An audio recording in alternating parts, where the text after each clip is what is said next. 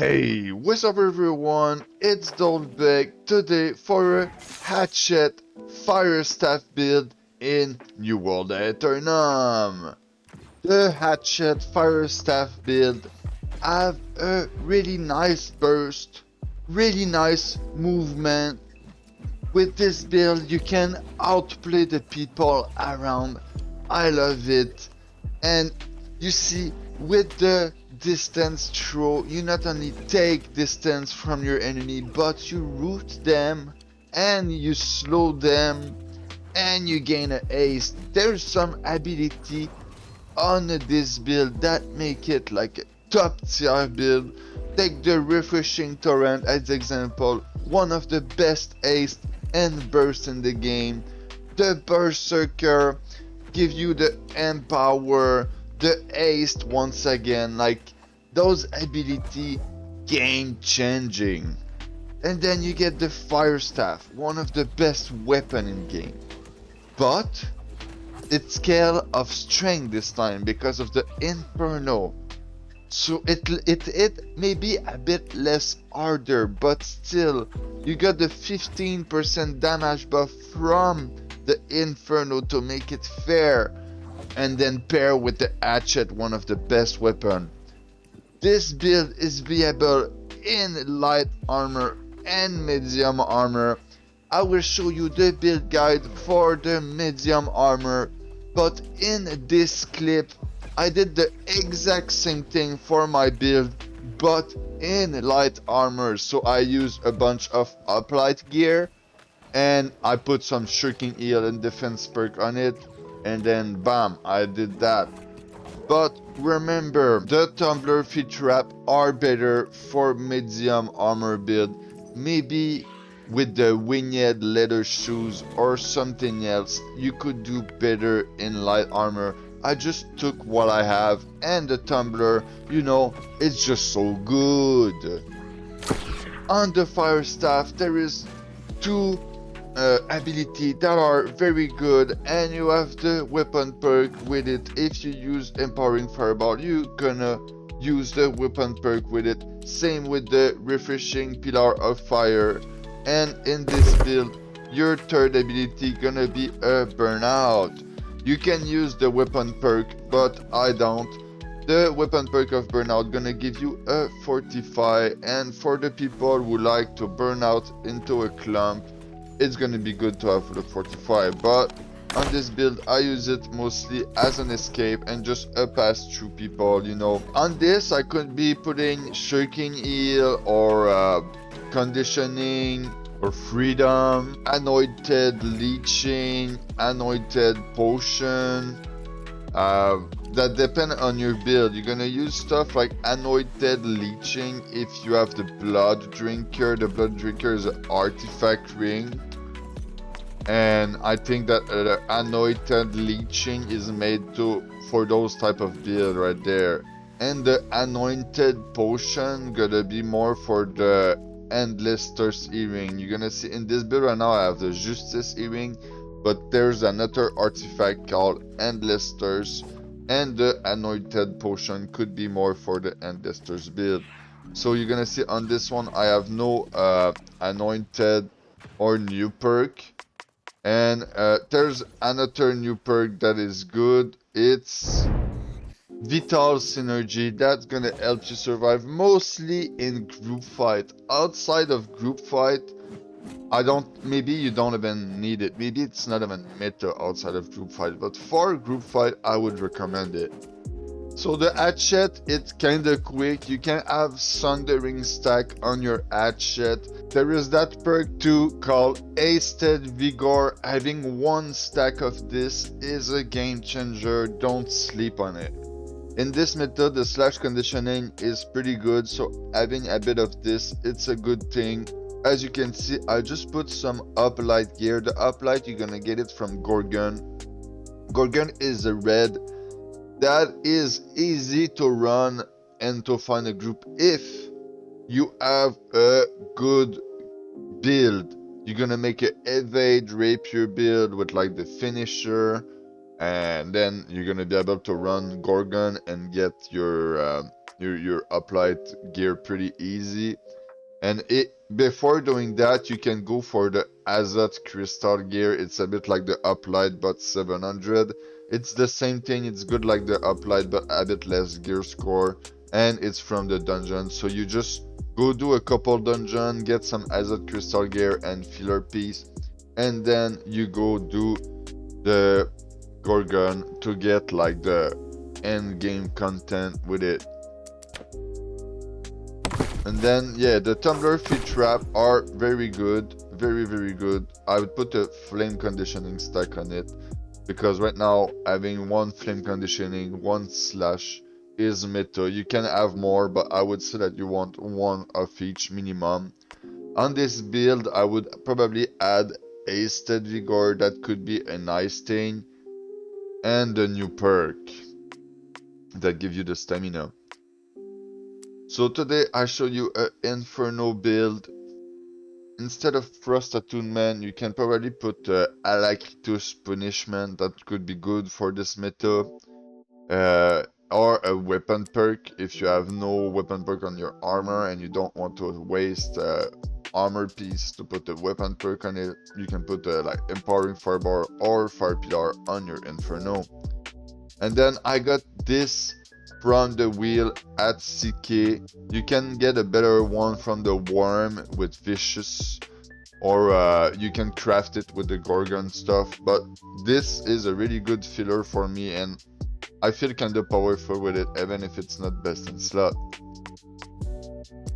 You have the choice between Detonate, that is really good if you want to be able to use the ability at the same time. There is a Grasping Vine and the Stone Form that could be pretty good with this build, and even the Fire Kick that put Enfeebling and Empower would be usable. You pop a Detonate when you do a Raging Torrent, and that's a really nice combo, you know. So this is the Hatchet build that I am using, so you guys know.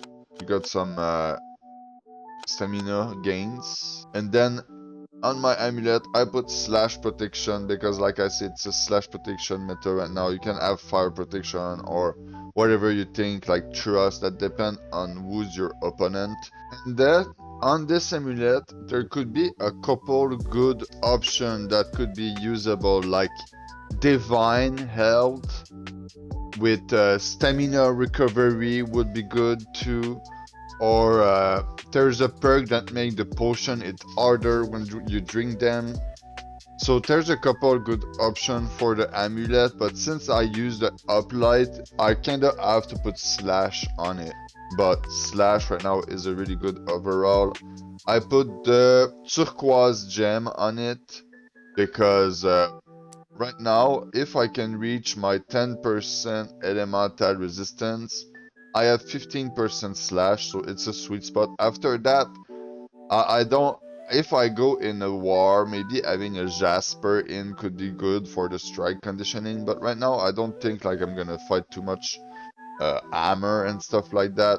So maybe you can put the Emerald for the trust protection instead, but for me, having 3 turquoise right there, I think it's a really nice balance, because yeah, it's just gonna give me more armor and I still reach my 10% right there resistance. And you know that the turquoise, there's no rune glass turquoise, so you cannot really put them into your armor. In there, since it's you can put, how to say that, you can put physical damage rune glass into your armor like this one. You can go neutral or ignited rune glass, depending. If you want to main the Firestaff, you're gonna go with ignited gem. If you want to main the hatchet or the melee, you're gonna go for the melee. And if you're more neutral into the middle, then you can just not put any rune glass or put a split in between both. Like I could put 2 ignited and 3 melee. So yeah, be aware of that. So the Justice Earring is one of my favorites for the solo content right now. Even the group content, it's just gonna help your healer to breath. And seriously, Justice Earring, don't sleep on that. There's the Ankh Earring that could be pretty good if you do group content. And the Endless Thirst.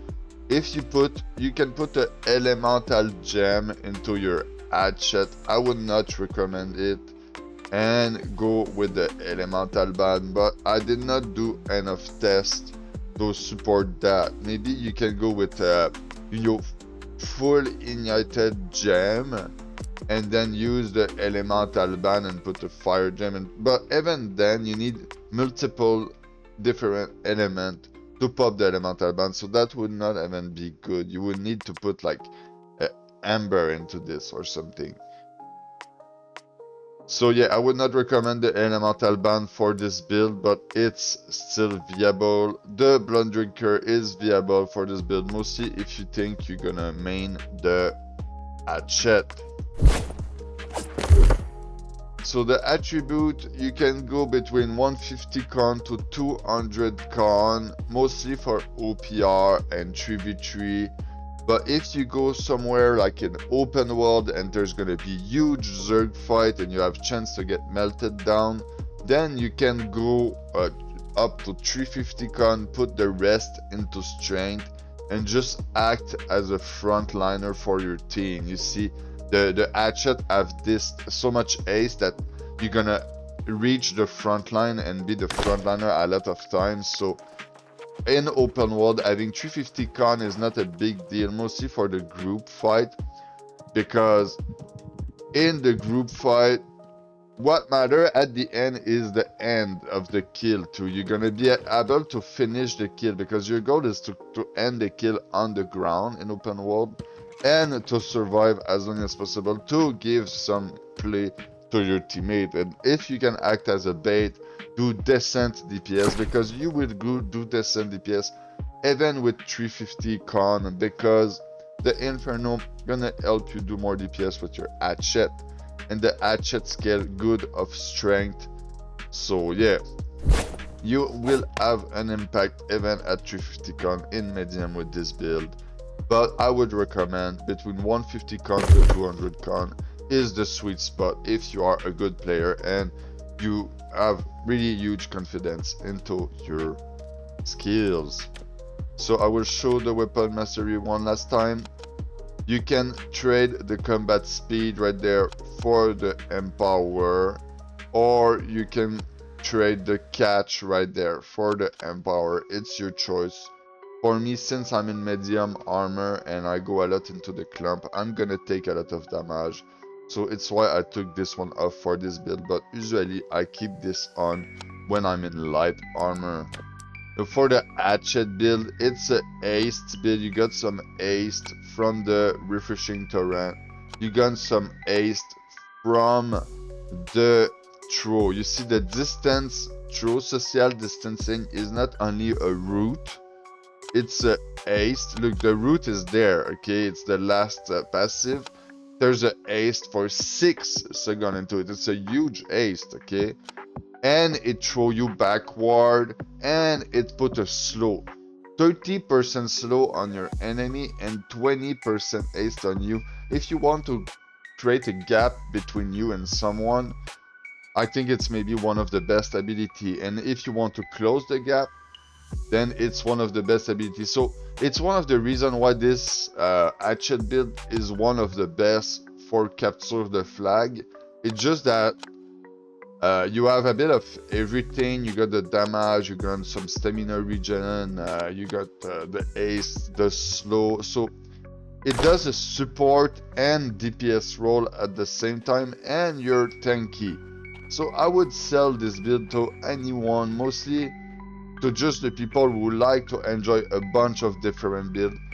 I like this build in open world. I use it often just because in Zerg fight, there's not that much build that you can just run around and feel safe and do whatever you want, you know.